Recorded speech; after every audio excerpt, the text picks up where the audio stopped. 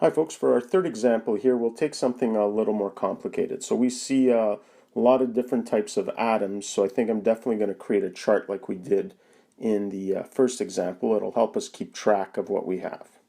Okay, so let's make our chart here, and again we'll use the reactants on the left and the products on the right. Give ourselves lots of space. Okay, and on this left-hand column, we'll put in the specific atoms we're working with.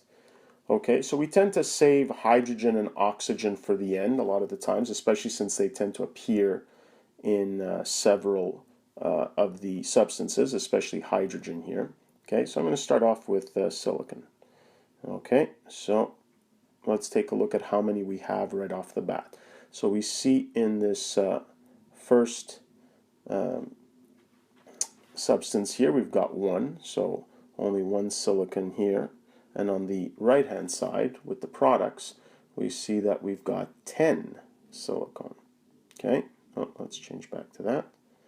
So first thing we want to do is try to balance this out. So on this side here, okay, I guess I'm going to have to put a 10 as my coefficient so that I get my 10 silicon on the left to match the 10 on the right. Okay, so now I have 10 and 10. And see how I just keep track by crossing out my previous numbers. Okay, so let's go to now the chlorine. So here on this side, this first substance has 3 chlorine atoms, but remember that we put the coefficient 10.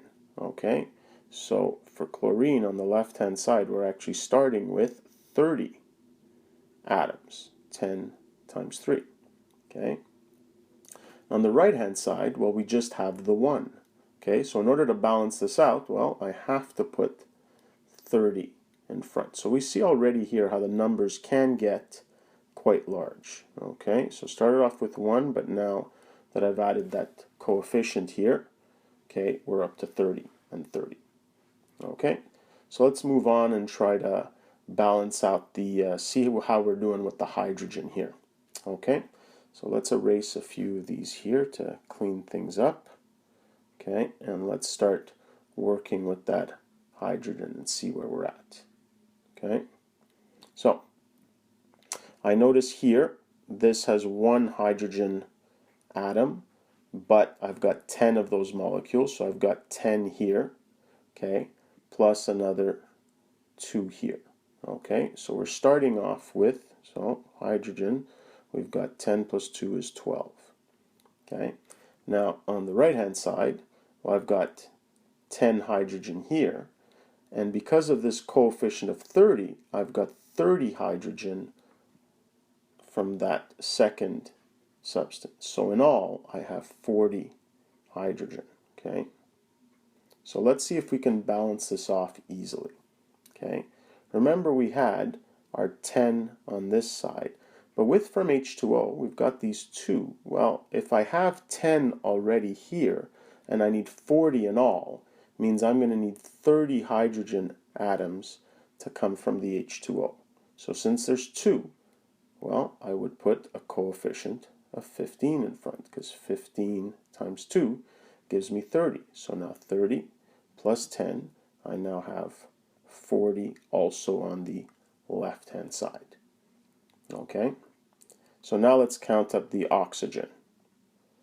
Okay, so we'll see how much more complicated this will get. So let's see what we have. Okay, well, from the water molecules here, we see that we have 15 oxygen, because there's 1 in each water molecule, and there's 15 of the molecules, so I've got 15 here. And now when I look on the left-hand side, right-hand side, the only place where I have oxygen is in this first substance, and lo and behold, there's exactly 15 there. Okay, so we kind of lucked out here because we didn't actually have to balance out the oxygen. It turned out to be already balanced. Okay, so our final answer here will be 10 of this first one, so HSiCl3, okay, plus 15 of our H2O molecules produce only 1 of our H10 Si10O15, okay, but also 30 HCl molecules. Whoops, sorry, that should be 30 there.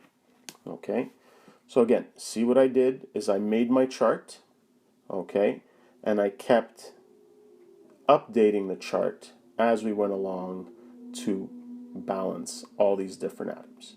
Okay, so these are three basic examples, and I call them basic because I noticed that one thing that we didn't have in any of these is some of those polyatomic ions. Okay, we're going to see that when we've got brackets coming into play, things might get a little more complex. Okay, but that's it for now.